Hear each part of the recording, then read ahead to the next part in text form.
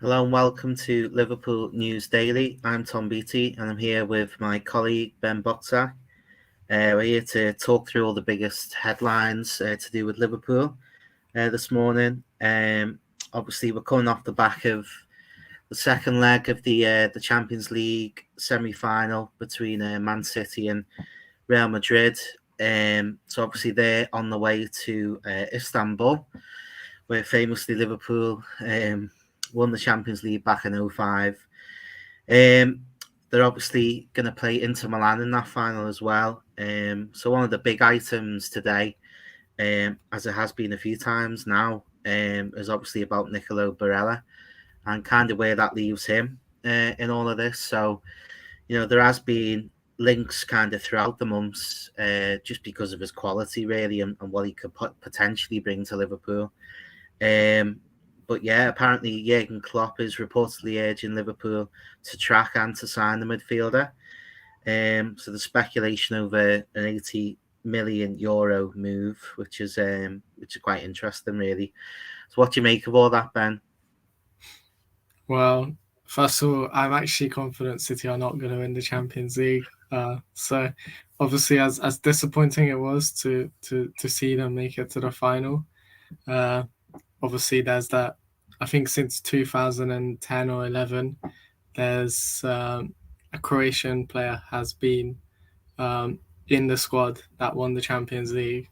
And obviously, City don't have a Croatian player, but Inter do, and Brozovic, who was actually previously Yeah. linked with Liverpool, but Mm. kind of glad that he stayed on now because hopefully he can keep that trend going, and hopefully City are not going to be the one who will break that Mm. trend. But yeah, in terms of Barella, I think he's a fantastic player. I mean, um, I've seen him live before for Italy.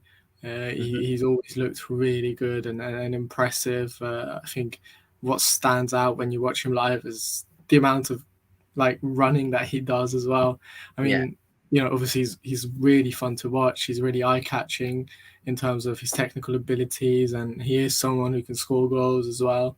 Mm. And I do think he has been a key part of this Inter side in their run to the Champions League final. Yeah, Um, definitely. and I think he is someone who would make sense for Liverpool as well. Obviously, it just depends on how much is he available for.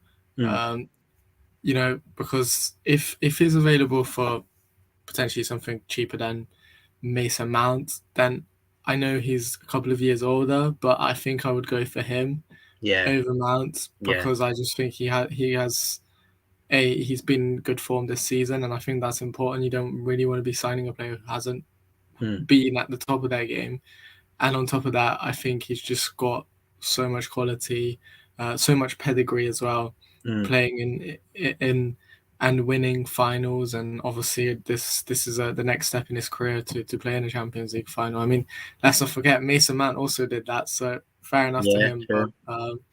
yeah, I think in that sense, I do like Barella, and I think he ticks a lot of boxes. Yeah, absolutely. And, particularly his performances in the Champions League, I think have really, made people sit up and take notice. He's fantastic over the two legs, wasn't he, against Milan? And he's got crucial goals, I think, throughout the tournament, really, for Inter. It just kind of shows that he's very much at home at that level. And if Liverpool are looking to get a ready-made kind of world-class player, essentially, you can drop straight into that team and take us to the next level. I think you could do a lot worse than look at Barella. Yeah, like you say, he does tick a lot of boxes. So, it'd be interesting to see whether, if Inter Milan do go on and win the Champions League, obviously they've got a big mountain to climb against City, but if they are able to do it in Istanbul, do you think that would affect Liverpool's ability to get him from Inter? I think perhaps, I mean, obviously, it will guarantee Inter qualification to the Champions League, which they're not guaranteed at the moment in Serie A, which is Mm. obviously the interesting part. But um, in that sense, I think also the aspect of, you don't really want to be leaving a Champions League winning team as well, Mm. in terms of Barella, and Liverpool are not guaranteed themselves a Champions League spot, so it does Yeah. make it a bit more tricky to bringing him to Anfield. I mean, I think we mentioned in a previous stream before, but Italian players don't tend to move abroad. They Mm. do tend to stay with the big Italian clubs. So in that sense, that's also something that Liverpool would need to convince him in doing. So Mm. yes, I think obviously if Inter Milan are victorious, it's going to be more difficult for Liverpool in general. I mean, I think it's going to be more difficult to convince Barella, who Mm. has the comforts of living in his homeland, to move abroad. But footballers Yeah. are ambitious and they do like a challenge. And if if he does see Liverpool as the kind of project he wants to be involved in, then I'm sure Liverpool don't need to do too much convincing, because it's still a big club, up there with Inter Milan as one of the best clubs in the world, I think. Yeah, absolutely. And I think, he kind of does fit the bill in terms of, a Jude Bellingham alternative, definitely in terms of, the numbers he's posted, not just this year, but in previous seasons as well. Obviously, like you've mentioned, he's got that pedigree, and he's obviously won Serie A before, and been in them massive games, and he's about to play possibly the biggest game of his life in terms of the club game, at least, in a couple of weeks' time. But another alternative to Bellingham, who's obviously been mooted here and there over previous weeks and months, is Teun Koopmeiners. He obviously plays for Atalanta in Serie A as well. So yeah, it's an interesting link, that one, isn't it? He would be on the kind of cheaper scale, the cheaper end of the market, if you like. He's 25 years old. There's been a report here from Calciomercato that his price tag will be between 35 and 40 million euros. So, there will be kind of people who are out there who'd say, he possibly represents some of the best value for money on the market potentially. He's a player who, again, he would tick a lot of boxes. He can play multiple positions, as I'm sure you know, in midfield. And he's been really effective. I think I did a piece a few weeks ago. He's been really effective from like a number 6 position. So he's obviously a player who can pass the ball well, and he can make a real impact in the final third from sort of that withdrawn role in midfield as well. So, that's quite an interesting link, I'd say, Ben. What are kind of your thoughts on Koopmeiners? Yeah, I mean, I kind of fell in love with his style of play when he was playing in the Netherlands.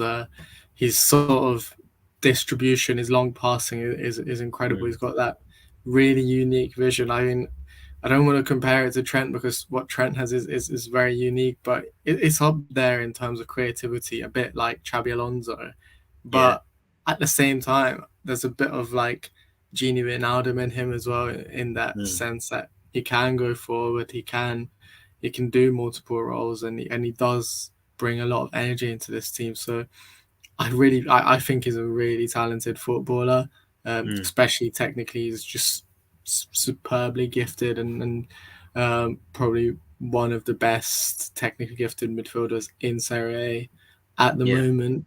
Um, and like I said, in terms of the profile, the age profile, like you said, you mentioned that he's 25. That's kind of about to enter his prime, potentially already in his prime years. So yeah, Liverpool would be getting him for the now, but also a little bit for the future as well. I mean, you'd like to think Mm. he'd probably be able to give Liverpool 5 to 6 seasons at least, in terms of him being at the pinnacle of his game. Yeah. Um, yeah, I think that it's a move that would suit Liverpool well, and obviously with Pep Linders being there, the Dutch connection, we've seen Cody Gakpo already come in, who Mm. Linders was a big fan of. I mean, he spoke about him beforehand, how he really liked Gakpo, so I'm Mm. sure he'll be aware of Koopmeiners, because Linders is notorious for watching the Eredivisie, and Koopmeiners was one of the best players in the Eredivisie before he ended up Mm. moving to Italy.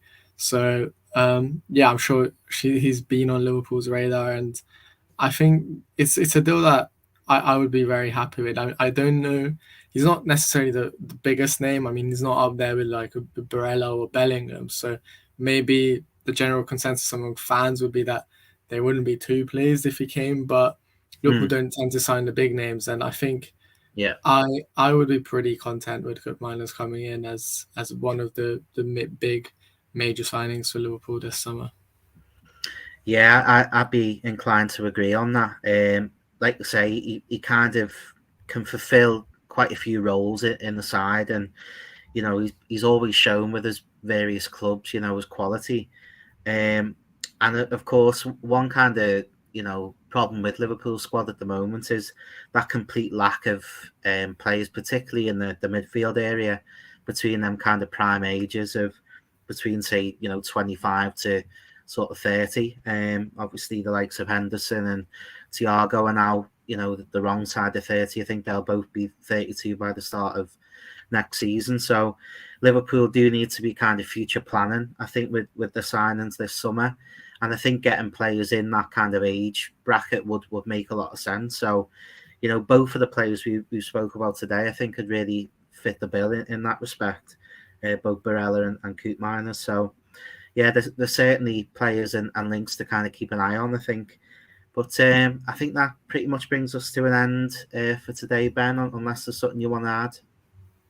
No, that's it for me. I like all I'm going to say about Koopmeiners is I just think might not necessarily be the biggest name, but I think he's a really underrated talent, and I think it would just be smart business from Liverpool if they go for someone like him.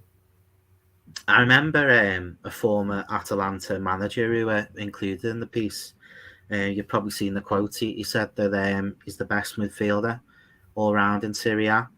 So I think that kind of gives you an impression of the type of player he is. So yeah, probably really underrated, like you say, and I wouldn't have any complaints if Liverpool were to bring him in this summer. So yeah, obviously that brings us to a close for today. Thanks a lot to Ben for joining me, and thanks a lot for watching as well. Cheers, bye bye.